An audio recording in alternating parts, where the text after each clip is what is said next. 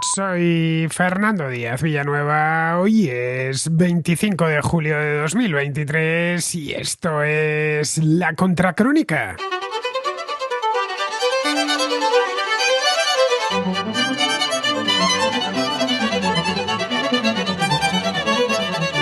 Las elecciones del 23 de julio han dejado un mapa político endemoniado en España.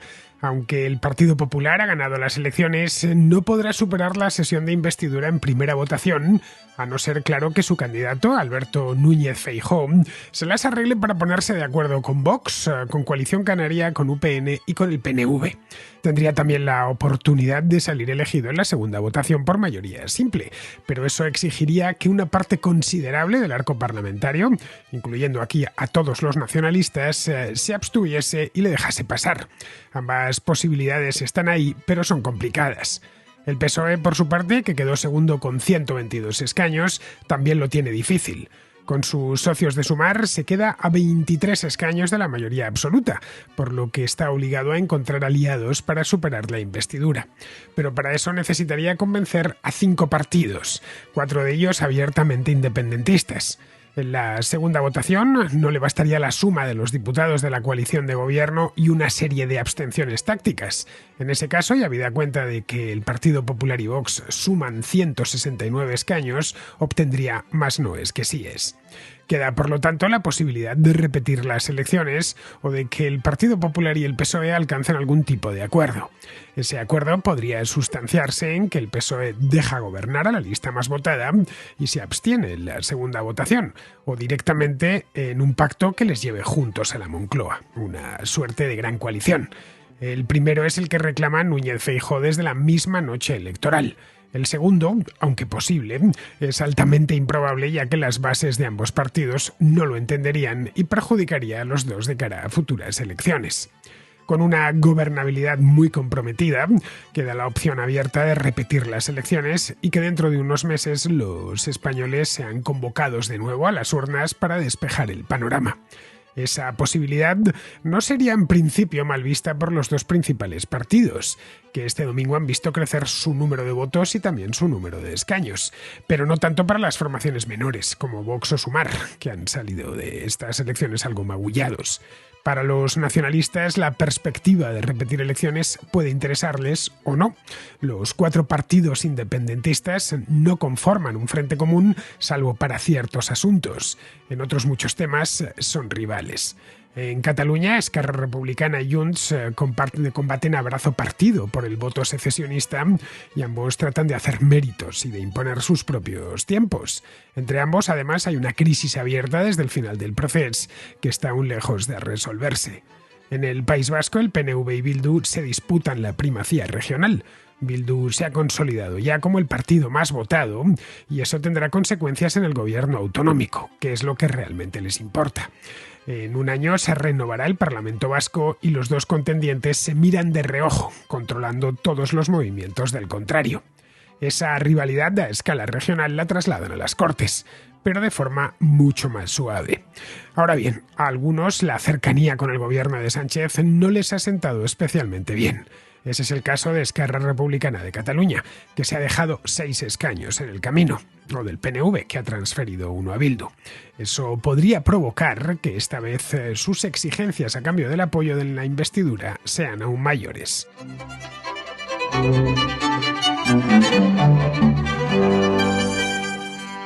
Han pasado ya 48 horas de las elecciones de este domingo y esto nos permite tomar algo de distancia y repasar, ya mucho más en frío, todo lo que sucedió aquel día, concretamente aquella noche. Lo primero que a mí por lo menos me resulta llamativo es la sensación extendida de derrota que se ha propagado por la derecha y la correspondiente sensación de victoria que hace lo propio por la izquierda. Digo que es lo más llamativo porque los números nos están diciendo lo contrario. El Partido Popular ha ganado con claridad, 136 escaños frente a 122 del PSOE. Es una diferencia no muy grande, pero una diferencia consistente. Estamos hablando de 14 escaños. Lo suficientemente holgada esta diferencia como para poder cantar victoria. No hay nada, en definitiva, parecido a un empate. No han empatado el PSOE y el PP, ni mucho menos si nos ceñimos a los resultados, obviamente. Si vamos al recuento por bloques, ya sabéis que estas elecciones desde el principio se plantearon como dos grandes bloques, uno a la izquierda, conformado por el PSOE y Sumar, y otro a la derecha, conformado por el PP y Vox. El PSOE y Sumar sí tenían una autoconciencia mucho mayor de bloque y dijeron en varias ocasiones sus líderes, Pedro Sánchez y Yolanda Díaz, que en el caso de que les diesen los números, gobernarían, reeditarían el gobierno de coalición. No sucedió lo mismo en el bloque de la derecha, entre el Partido Popular y Vox. Más bien todo lo contrario. Núñez Feijóo dedicó mucho tiempo a insistir que si podía permitírselo, prescindiría de Vox. Así que hablar de bloques en este aspecto tiene algo de caprichoso, pero así es como se ha leído en buena medida tanto la campaña como posteriormente los resultados. Si vamos a los resultados, entre PP y Vox suman 169 escaños. Se quedan a 7 escaños de la mayoría absoluta, y entre PSOE y Sumar 153, es decir, hay 16 escaños de diferencia. Habría que preguntarse, por lo tanto, llegados a este punto y exponiendo antes los resultados y las diferencias de escaños, ¿por qué esta sensación de derrota que se ha extendido entre la derecha? La razón es fácil de entender para cualquiera que haya seguido la campaña electoral. Desde que hace casi 2 meses Pedro Sánchez convocase elecciones generales tras las municipales, las encuestas daban como prácticamente segura la mayoría absoluta del bloque formado por el Partido Popular y Vox. Hace justo una semana preparaba un programa una contracrónica en el que hablaba de eso mismo. Hacía un repaso, porque hace justo una semana, cuando ya no se podían publicar encuestas nuevas, hice un repaso general. Luego, posteriormente, me llevé más encuestas todavía al programa especial que hice el domingo, el día de la jornada electoral. En total, 11 me traje el domingo para ir analizándolas una a una. Bien, prácticamente todas coincidían en que esa mayoría de 176 escaños entre PP y Vox era o completamente segura o muy probable. Eso es como estábamos hasta este domingo. Vamos, hasta este domingo, cuando ya supimos que no llegaban ni de lejos, que se iban a quedar, pues se han quedado al final a 7 escaños. Bien, esta es la realidad. Así es como estaban dentro de los propios partidos y sus votantes, sus militantes, sus simpatizantes. Tanto los sondeos publicados en prensa, que fueron muchísimos, como incluso los que manejaban a título privado los principales partidos, coincidían en que Feijóo podría gobernar cómodamente tras llegar a algún tipo de acuerdo con Vox. Eso quedaba en el aire, en espera de que terminase el escrutinio y se sentasen a negociar. Unos decían que Vox entraría en el gobierno con ministerios, otros que se quedaría fuera. En fin, eso ya sería asunto para el día después. Pero que Feijóo sería el próximo presidente de gobierno era algo que se daba por seguro, prácticamente por seguro. Algunas de estas encuestas, recordemos que les daban hasta 185 escaños. Otras se quedaban en la mayoría absoluta, justa, 176, 177, pero suficiente para sortear la investidura en primera vuelta, en la primera de las votaciones. En resumidas cuentas, que todas las encuestas fallaron.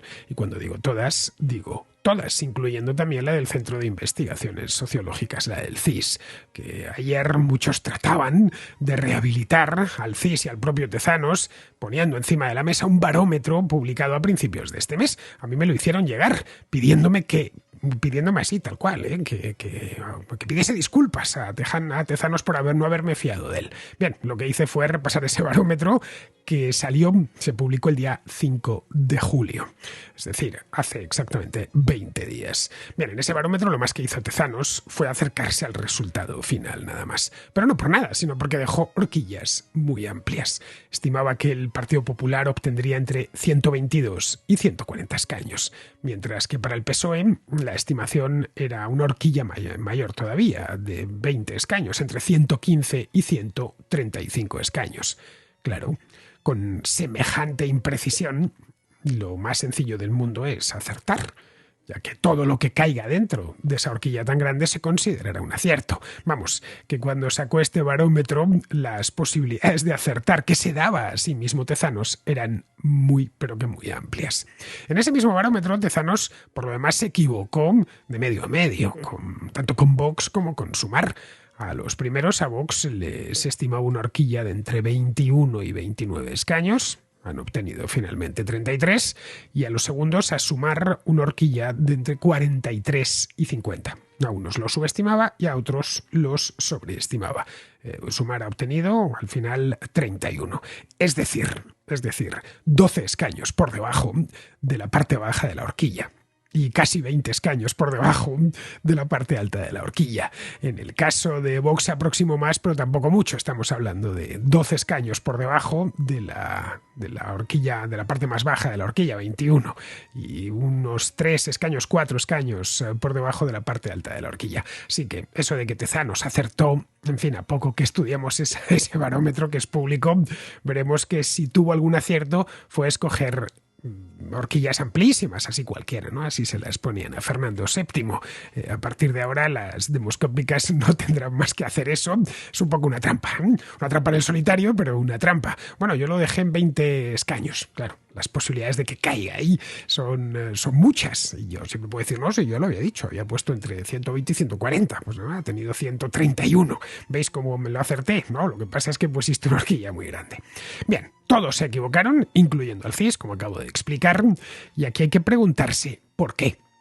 Seguramente porque la denominada cocina sobreestimó el voto del bloque de derecha y subestimó el voto del bloque de izquierda.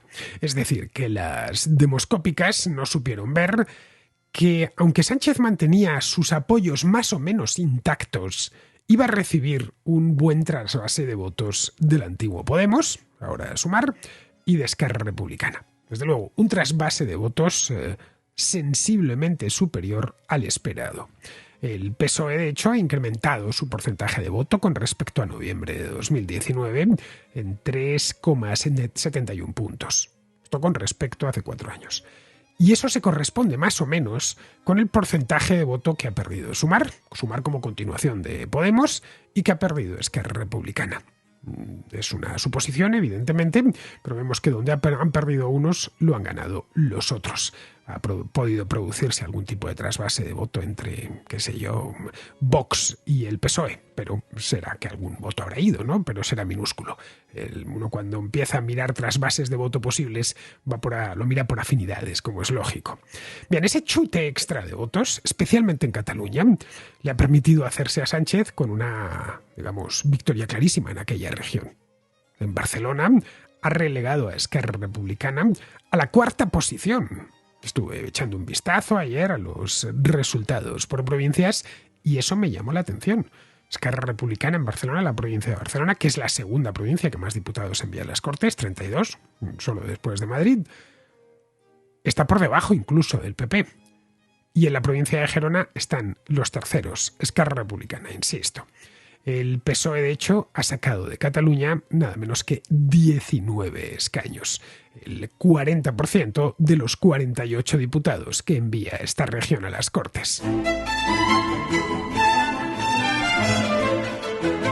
Pero bueno, constatado el fallo en las encuestas, fruto de la incapacidad por parte de los especialistas demoscópicos de ver la movilización en el lado izquierdo del espectro, lo que nos queda es un mapa político endemoniado. A partir de aquí, respecto a por qué se ha movilizado la izquierda de la manera en la que lo ha hecho, si han sabido tanto Vox como el PP maximizar sus recursos electorales, esto ya es harina de otro costal y es otro debate distinto. El que tenemos ahora mismo sobre la mesa es una cuestión de pura gobernabilidad. Es, como os decía, un mapa político endemoniado. Aunque eso sí, ofrece 3 escenarios claros por cualquiera de estos 3 escenarios habrá de discurrir la acción política en las próximas semanas. Que solo haya 3 no significa que sean ni mucho menos fáciles de transitar. Esto es importante. Pero los 3 están encima de la mesa de todos los partidos políticos con representación en las cámaras. Vayamos primero al calendario, que esto es importante, porque no se puede prolongar esta situación eternamente. El próximo, entre otras cosas, porque están las Cortes disueltas y se tienen que conformar de nuevo. Bien, el próximo 8 de agosto, es decir, dentro de 2 semanas, cuando ya esté prácticamente toda España de vacaciones, la Junta Electoral Central anunciará los resultados definitivos. Los que tenemos ahora y con los que estamos trabajando son resultados provisionales y la Junta Electoral Central se encarga de hacerlo ver en su página web. Estos son resultados provisionales, muy precisos, pero provisionales. En el momento en el que dé los resultados que incorporen los votos del extranjero, etcétera, a partir de ahí la Junta Electoral Central pues ya comunicará cuántos votos exactamente a la unidad han tenido cada uno de los partidos y también comunicará la asignación de escaños por lista y por circunscripción. En este punto podría bailar algún diputado en función del voto llegado del extranjero. Podría suceder pues que el PP gane alguno más, o pierda uno, lo gane el PSOE o lo pierda el PSOE. En fin, eso ya veremos, pero no cambiará lo principal. Tanto da que el Partido Popular tenga 136 como 137 escaños. No cambia lo esencial. Luego ya una semana más tarde, esto será el jueves 17, se constituyen formalmente ambas cámaras, el Congreso de los Diputados y el Senado, y se elegirá a los miembros de la mesa. Este jueves 17 es un día importante. ¿Por qué? Porque ahí en la elección de la mesa del Congreso, incluyendo a su presidente, no olvidemos, desde el punto de vista protocolario, el presidente de las Cortes es la tercera autoridad del Estado y el manijero del Congreso tiene bastante poder, más del que se suele pensar desde el punto de vista legislativo. Ahí nos darán la primera pista, ya que los distintos partidos, especialmente cuando no hay mayoría absoluta, cuando no hay mayoría absoluta no es problema, pero porque cada diputado en la mesa la eligen los propios diputados. Allá nos darán la primera pista, ya que los distintos partidos se acuerdan entre ellos los puestos. De quien ocupe la presidencia de las Cortes, es decir, que sea Meritxell Batet o cualquiera del PSOE, o que sea alguien del Partido Popular, se podrá adivinar por dónde van las cosas. Luego ya, la semana siguiente, el lunes siguiente, el día 21, el rey Felipe empezará a convocar a los líderes de los partidos para preguntarles quién tiene la mayoría. Bueno, que tiene una mayoría suficiente, y a ese, al que le diga que tiene una mayoría suficiente para ir a una investidura exitosa, pues encargarle que se someta a la votación de investidura. Bien, esto nos lleva ya a la última semana de agosto, la del día 28, exactamente el lunes 28, que es cuando debería, en principio, celebrarse la sesión de investidura. La pregunta aquí, como veis, tenemos muchas más preguntas que respuestas, pero eso es lo normal.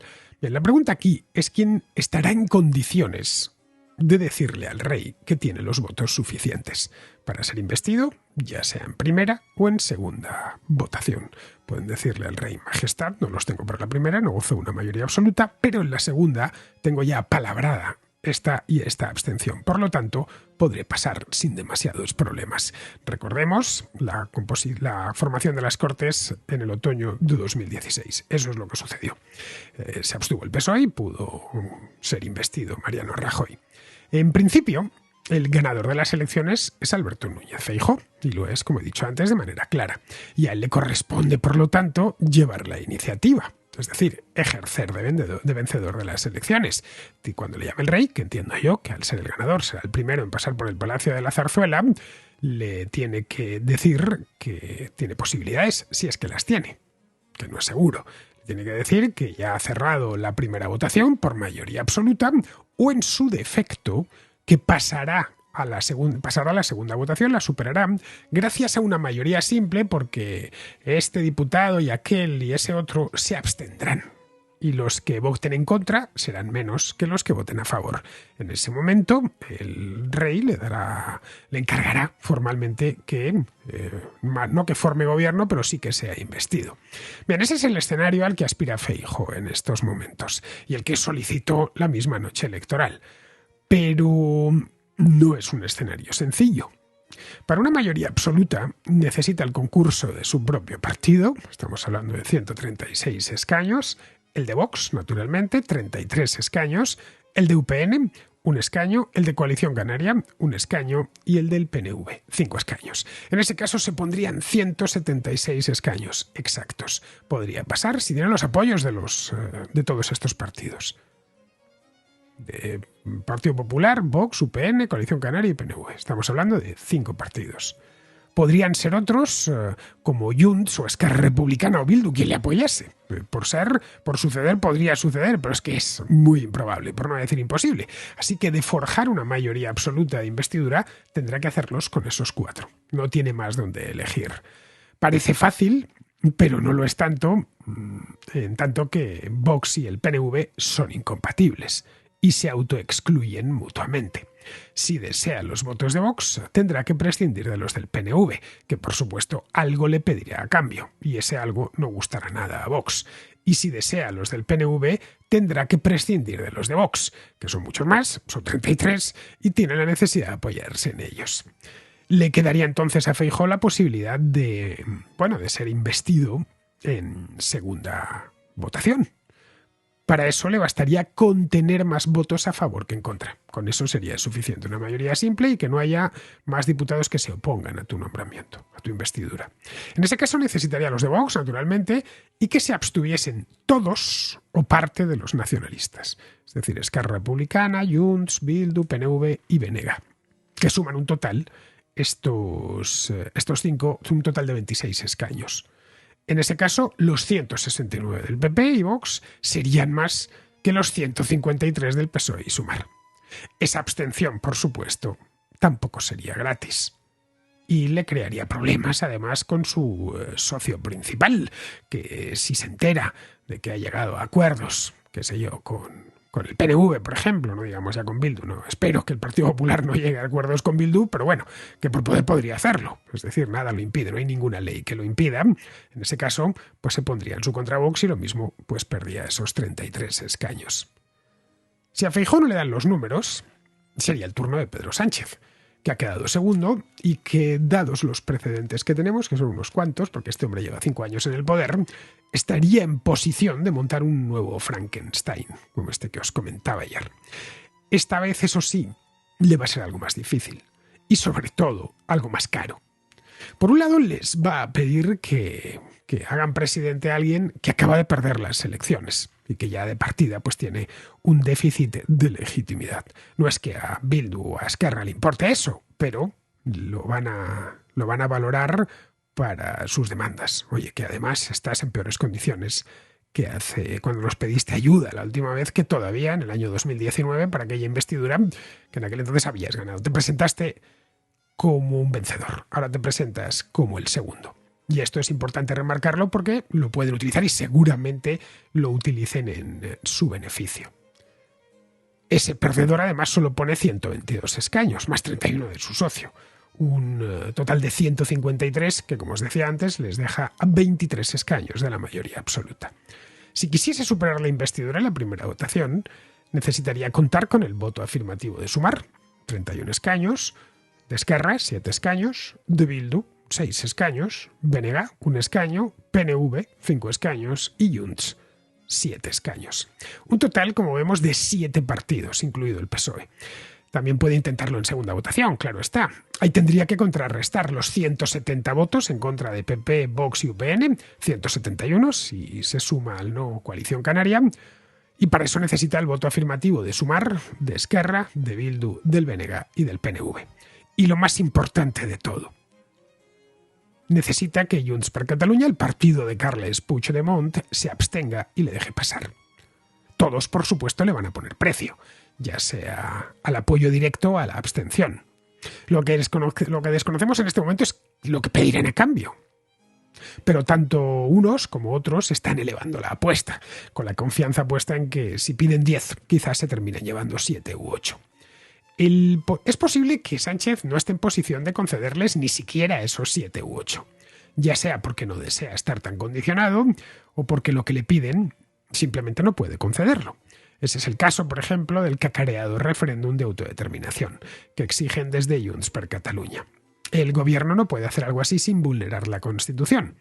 Es cierto que en el Tribunal Constitucional, presidido por Cándido Conde Pumpido, alguien muy cercano al magistrado, muy cercano al PSOE, ese tribunal podría maniobrar a su favor, pero también podría hacerlo en contra.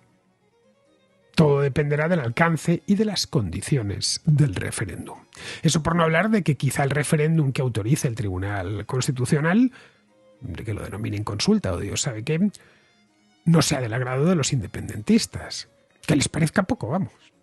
Es una incógnita, pero lo más seguro es que, con tal de seguir en la Moncloa, Sánchez firme las letras que le pongan a la firma, vamos, que sean necesarias.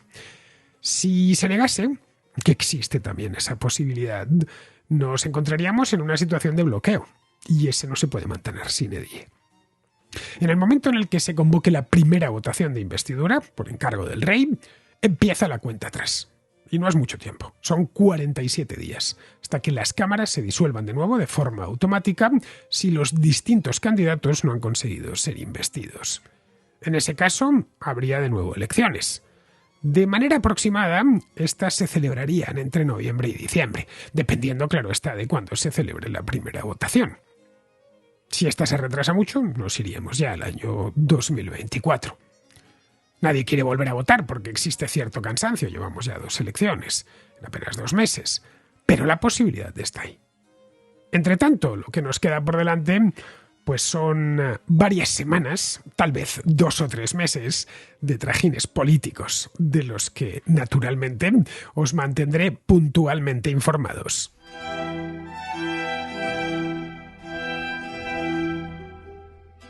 Vamos con la contrarréplica. Empezamos con Omar, que se pregunta cómo ha podido resistir Pedro Sánchez del modo en el que lo ha hecho.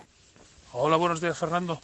Primero quería felicitarte por el programa que has hecho de la contra de las elecciones. Y segundo, quería simplemente lanzar una pequeña pregunta. Que ¿cómo es posible que con todo el mal que ha hecho Pedro Sánchez, que bueno, de hecho, no ha hecho nada de bien en estos últimos 5 años, cómo es posible que un tipo así, que ha sido el peor gobernante de este país, yo creo que de la historia, aún ha sacado mejores resultados que las otras elecciones? O sea, no sé qué pasa, pero yo creo que Pedro Sánchez se podía tomar 2 botellas de whisky, conducir por la Gran Vía, matar a 10 personas y seguir teniendo 4 millones de votos fácilmente. O sea, ¿en qué momento nos hemos vuelto tan poco exigentes con los políticos? Ya sé que a lo mejor me dirás que muchos de Podemos, bueno, o Sumar, o como lo quieras llamar, se han ido al PSOE, pero ¿cuánto voto cautivo tiene este partido? No lo sé, pero bueno, era simplemente una pregunta que no sé si podrás responder o no, pero bueno, ahora para dejarla ahí. Y bueno, muchas gracias y sigo con este buen trabajo. Hasta luego. No sé si te acordarás, Omar, pero hace 30 años, igual es que eres muy jovencito y no te acuerdas, claro, en el año 1993 Felipe González estaba muy desgastado, llevaba ya 10 años en el poder, tenía casos de corrupción, un montón de ellos, estaba muy cuestionado dentro de España. En esas elecciones del 93 las iba a ganar Aznar y muchas encuestas le dieron como vencedor, pero no ganó. Ganó Felipe González. Lo hizo por menos de 1 millón de votos, por lo que recuerdo, y no consiguió la mayoría absoluta, que tuvo que alcanzar gracias a los votos de Convergencia y Unión y del PNV. En aquel momento yo me encontraba en la universidad, y recuerdo como mucha gente, tanto de izquierda como de derecha, se preguntaba cómo podía ser que los votantes del PSOE siguieran votando a Felipe González, a pesar de que le llovían los casos de corrupción. La economía, además, en 1993 no iba bien. Se estaban pagando los fastos del 92 y unos años de crecimiento y de mucho endeudamiento. Se disparó el desempleo, subió la inflación, bueno, y había cierta desesperanza. Pues bien, a pesar de todo eso volvió a ganar Felipe González. Vámonos ahora al año 2015. Aquel año hubo elecciones en España, el 20 de diciembre exactamente, y las ganó el Partido Popular. Lo hizo con un porcentaje de votos muy pequeño en comparación con las del año 2011. Obtuvo el 28% de los votos frente al 44% de 4 años antes, de 2011. Pero vamos, las ganó. Eso supongo que lo recordarás por muy joven que seas. Mucha gente, especialmente en la izquierda, pero también en la derecha, se preguntaba cómo era posible que siguiesen votando al Partido Popular a pesar de que todo lo que estaba cayendo en aquel entonces, que era muchísimo. Mira, aquí tienes 2 casos de 2 gobiernos muy desprestigiados, ya sea por desgaste, por corrupción, por una crisis económica, que volvieron a ganar las elecciones o a cosechar muchísimos votos. Es decir, que Pedro Sánchez no es el primero ni será el último que obtiene buenos resultados después de una legislatura polémica. Yo recuerdo en el año 1993 que si hablaba con alguien que votaba al PSOE o que era directamente militante del PSOE, tenía algunos compañeros en la universidad que lo eran, pues te decían que sí, que era cierto, que eran muchas las cosas malas, pero que también hacía cosas buenas y sobre todo que si no ganaba el PSOE vendría la derecha. En este caso, el Partido Popular de José María Aznar, al que le tenían puesta la cruz. 20 años más tarde, en 2015, hice el mismo experimento con votantes y militantes del Partido Popular. Les preguntaba cómo era posible que siguiesen apoyando al Partido Popular a pesar de todos los casos de corrupción que había y de lo mal que había gestionado la salida de la crisis Mariano Rajoy. Ya sabes, las subidas de impuestos salvajes, etc.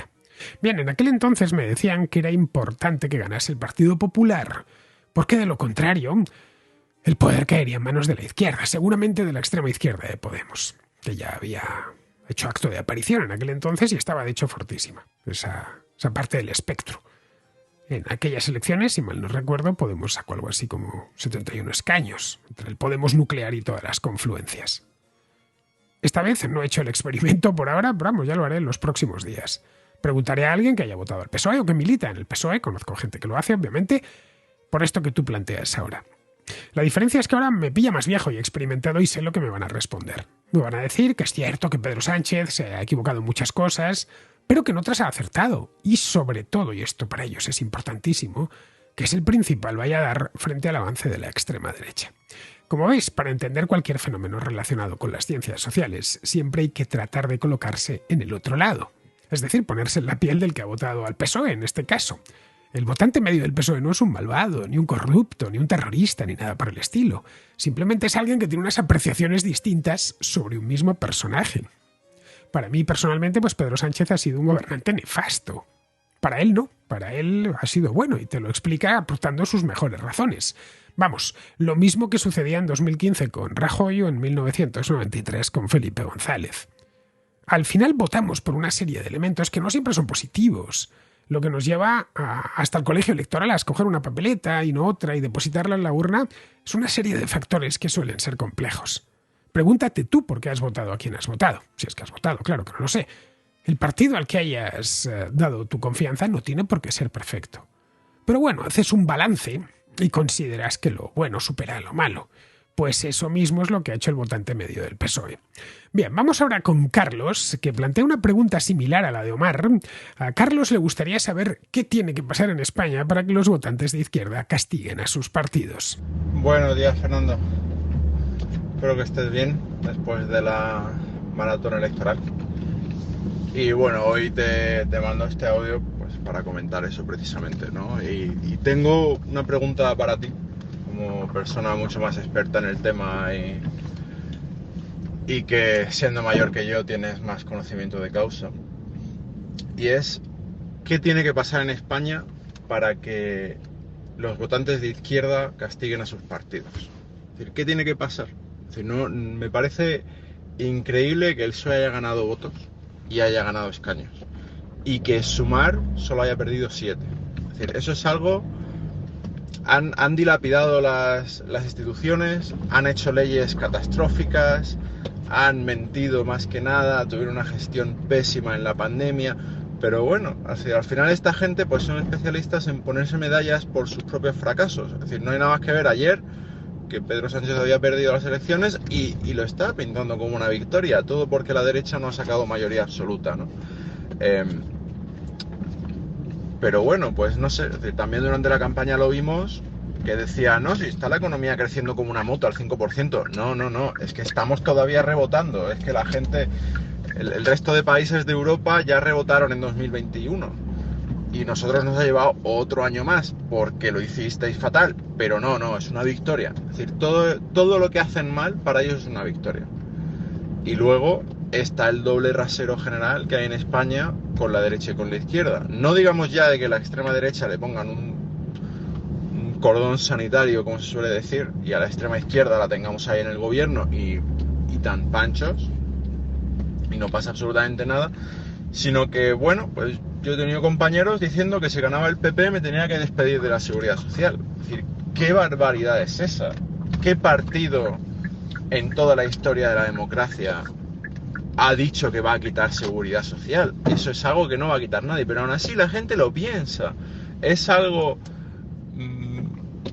no lo sé, es decir, no lo llego a comprender. No, es que el PP no va a dar más dinero a la Seguridad Social. Bueno, es que el PSOE tampoco lo da. Y llevan 5 años gobernando. ¿Por qué ese doble rasero de derecha y de izquierda? Es algo que jamás comprenderé, ¿no? Es decir, a la izquierda aquí parece que se le pasa a todas. Y la derecha, cualquier cosa que hacen es horrible, ¿no? Pero bueno, yo creo que lo más triste de todo esto es que, aunque llegase a gobernar Feijóo, que no lo tengo muy claro, porque Pedro Sánchez ahora con el control del Constitucional no tiene ningún problema en prometer y hacer sendos referéndums y cargarse toda la jurisprudencia de los últimos 40 años de democracia, no tendrá ningún problema con ello. Pero aunque llegase a gobernar Feijóo, pues aún así hay muchas cosas que no van a cambiar, ¿no? Los impuestos van a seguir siendo altos, no van a cambiar ninguna de las leyes catastróficas que han hecho, quizás la del sí es sí, pero no van a bajar el sueldo mínimo, no van a bajar impuestos, no van a hacer nada. Así que, pase lo que pase, pues muchas cosas que no van a cambiar, ¿no?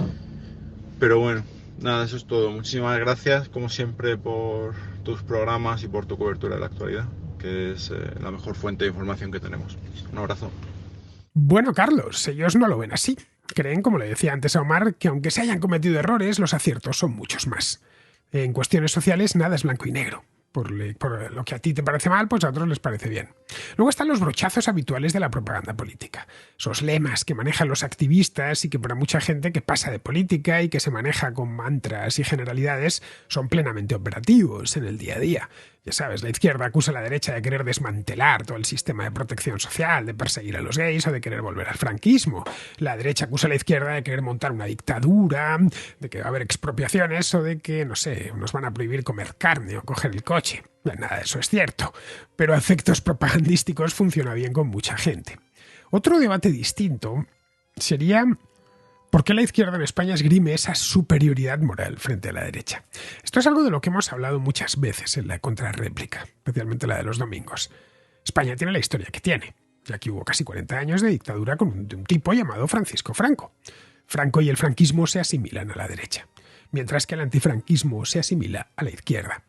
La izquierda, en algún momento en la transición, supo capturar la idea de modernidad con todos los elementos positivos que tiene, tolerancia, etc.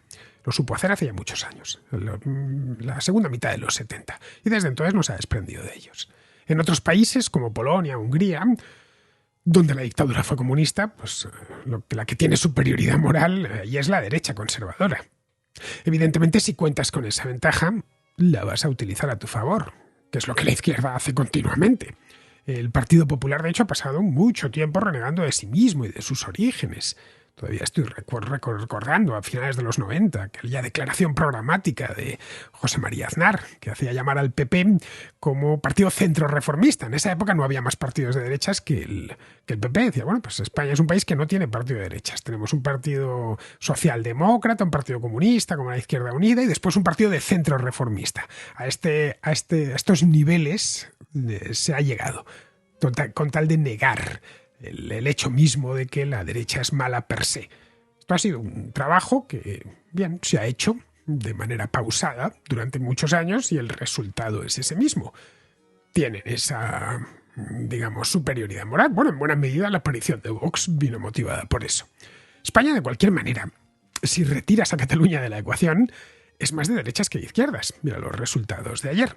Es decir, su posición, la posición de la mayor parte de la gente, a pesar de toda la superioridad moral que acompaña a la izquierda, no es ni mucho menos mayoritaria. Bien, vamos ahora con Luis, que es de Cantabria y que nos habla de la abstención y de cómo, según él, es la que ha triunfado en estas elecciones. Si habéis utilizado Google Chrome desde ayer, habréis visto que tiene uno de estos, no sé cómo llamarlo, eventos especiales por aniversarios, cosas así. Ya veis que Google a veces pone cosas que si clicas, pues te da información de la festividad en cuestión o lo que sea. Bueno, tiene uno para el 23J. Es bastante informativo, tiene diferentes gráficos, tablas, de lo que sea. Tiene un mapa de participación que te deja claro quién ha ganado y ha sido la abstención. La media no está en España, yo creo que no debe estar por encima del 55%. La media de votación, de participación. La comunidad autónoma y provincia con mayor participación es Cantabria, lo cual dice mucho que Cantabria, una de las comunidades más olvidadas a nivel nacional, sea la que más participación tiene. Quizás es porque a ver si cambia la cosa y ya bien, pero no lo creo. Luego la provincia, bueno, esto es ciudad autónoma, con menor participación es 31,93 y es Melilla. No sé a qué están en Melilla, la verdad, pero bueno. No voy a hablar de la participación, sino de una pregunta. Cuando abres esta página de Google, lo primero que ves son los resultados del Congreso. Luego al lado puedes ver también los del Senado. Y esto me plantea una pregunta. ¿Es el mismo sistema electoral, la cagada del sistema electoral que tenemos en España, el mismo para el Congreso y para el Senado? Digo que es una cagada, porque aquí todos lo sabemos que es una cagada. Porque un voto aquí en mi pueblo, en Cantabria, no vale lo mismo que en Madrid, que en Sevilla, o por ejemplo los archipiélagos, en cualquiera de los dos que tenemos en España. No vale lo mismo, por conscripciones, por población, tal, no sé qué. Es el mismo sistema electoral para el Congreso, para el Senado, porque la verdad, del Congreso se ha estado hablando constantemente desde hace 2, 3, incluso 4 semanas, de las encuestas, tal, no sé qué. Pero es que en el Senado no se ha hablado, no se ha hablado nada. Yo al menos no he visto nada. Supongo que si me metiera en un artículo tal de análisis político, me daría estadísticas tal, sí, pero no. Para el público general, el Senado no se ha hablado. Al menos creo yo. Del Congreso y eso sí. Tú has hablado, UTVH, Jano, Juan Ramón Rayo, las pocas noticias en televisión que veo, pero el Senado no. No sé, a ver si me puedo responder. Un saludo. Pues no, Luis, en estas elecciones el primer partido, entre comillas, no ha sido el de la abstención. Creo, no sé qué datos tienes de participación, pero vamos, creo que los has pillado de algún momento de la jornada, pero no los definitivos. En estas elecciones, y tengo los datos definitivos aquí, la participación fue del 70,4% y la abstención del 29,6%. El partido más votado fue el PP, tuvo un porcentaje de votos del 33%, el PSOE del 31%. Así que el tercero sería, entre comillas, el partido de la abstención. La participación en España en las elecciones suele rondar entre el 65 y el 75%. En 2019 lo he ido a mirar. En abril fue del 71% y en noviembre del 66%. En las de 2016 también del 66%. En 2015 del 69%. En 2011 del 68,9%. Casi el 69%. En 2008 el 73%. Y en 2004 del 77%. Vamos, que la abstención, como ves, suele rondar el 30%. Aún así, es arriesgado decir que la abstención conforma un partido. En estas elecciones se han abstenido 10,5 millones de personas, de votantes que estaban en el censo y que no han ido a votar. Presumir que todas lo hicieron por lo mismo es muy aventurado. Yo no voy a votar y tengo mis razones. Otros que no lo hicieron pues tendrán las suyas, ¿no? Los hay incluso que sobre su abstención construyen un discurso político propio. Pero vamos, por lo general, por lo que tengo visto, el que no va a votar es o porque no ha podido, o porque se le ha pasado, o porque no le importa el tema. A mucha gente la política no le interesa absolutamente nada. Y eso no solo es algo respetable, sino recomendable, porque un país muy politizado, lo he dicho muchas veces, es un país subdesarrollado. Respecto al modo en el que se elige el Congreso y el Senado, hay diferencias, claro que hay diferencias. Es algo que se percibe nada más llegar al colegio electoral y coger la papeleta. La del Congreso, que es de color blanco, son listas de candidatos cerradas, con un logotipo de un partido arriba, ¿no? La del Senado, que es de color salmón, son nombres acompañados de una casilla para votarlos uno a uno. Son hasta de distinto tamaño. Las de las papeletas del Congreso son largas, mientras que las del Senado son como una especie de folio, ¿no?, de color salmón. Hay que doblarlo, de hecho, para doblarlo mucho para que quepa entero, sobre todo si hay muchas candidaturas para el Senado, quepa entero en el sobre. Las provincias peninsulares tienen 4 senadores por provincia, las islas mayores, que son Gran Canaria, Mallorca y Tenerife, 3 senadores cada una de ellas, y las menores 1 por cada una. Luego Ceuta y Melilla también envían un senador por cada ciudad. El sistema, como ves, es muy diferente. En el Senado no hay proporcionalidad ninguna entre las diferentes provincias, todas tienen los mismos senadores, así que calcula cuánto cuesta un senador en Soria y cuánto en Barcelona. En el Congreso sí hay proporcionalidad, pero aún así los escaños en las provincias menos pobladas salen muy baratos. Mira, Teruel envía 3 diputados, que representan a 133.000 habitantes, unos 44.000 habitantes por diputado. Madrid envía 37 diputados. Pero como está muy poblado, pues cada diputado representa unos 180.000 habitantes, 181.000 exactamente. El problema está en que las circunscripciones son muy dispares de población. Hay circunscripciones de casi 7 millones de habitantes, como es Madrid, y otras de 89.000 habitantes, como es Soria. Así que o redibujas el tamaño de las circunscripciones y mantienes el actual sistema, o te vas a un sistema uninominal mayoritario, en el que cada circunscripción sea, desde el punto de vista del censo, muy parecida a la del lado. Tienes que estar redibujándolo continuamente. Entonces aparecería otro problema, que es lo que llaman gerrymandering en Estados Unidos. Nunca hay un sistema electoral perfecto y siempre se le pueden sacar pegas, ¿no? En el caso del uninominal mayoritario, que es el que se emplea en el Reino Unido, en Estados Unidos, y bueno, las circunscripciones tienen todas más o menos la misma población y solo se elige a una persona. Bien, vamos ahora con Pizarro, que nos habla pues de esto mismo, de las elecciones. Como los votos no otorgan una mayoría clara, los políticos tendrán que chalanear una mayoría suficiente, con 2 herramientas: la deuda pública y leyes que consagren privilegios indiscutiblemente constitucionales e indiscutiblemente asquerosos. Comienza un baile desagradable de contemplar para conformar un gobierno difícilmente estable. Un cordial saludo de Pizarro. Y hasta aquí, queridos amigos, llega la Contra de hoy, día 25, mañana 26, y estoy aquí de regreso. Hasta mañana.